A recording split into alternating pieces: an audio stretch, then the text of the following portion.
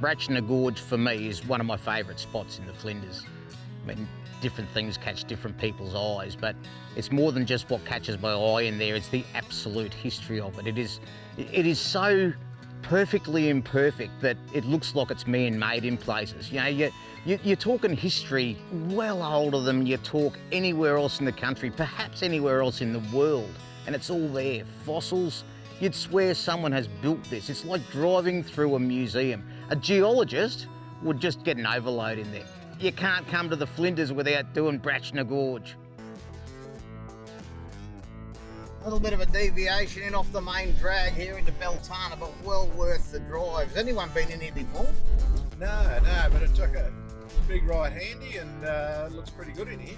It's a little bit of Australian history through here. We've got Beltana was a village. It was built in there on the old Garn railway line back in, I think, the 1860s off the top of my head.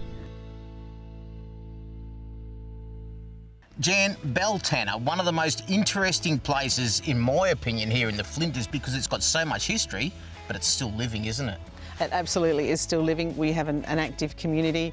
This is a normal open town. It doesn't have any shops and those sorts of things, but has an enormous amount to offer to the tourist who we would like to have stay on the roads and walk around the town on the roads. So what have you got for the tourists when they turn up here? Well, we've got what we think is some pretty good interpretive signage that we have researched appropriately, so we know that it's factually correct.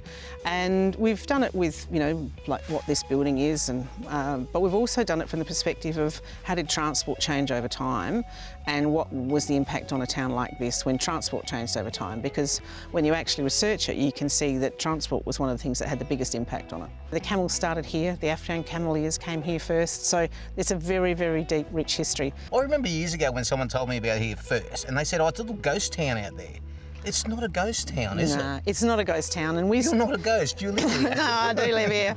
And we struggle with that label because that label tends to mean that people think they can go anywhere. But these are our homes, you know. We don't want people everywhere all over the place. We would like to shrug the ghost town label because we are not a ghost town. We have a population of 35 and everyone who lives here is passionate in their own way about some aspect of Beltana. And the people are friendly. They want you to come and have a look. They want you to see the history. They'll have a yarn with you. Just don't go opening the doors and going into their homes to have a look around.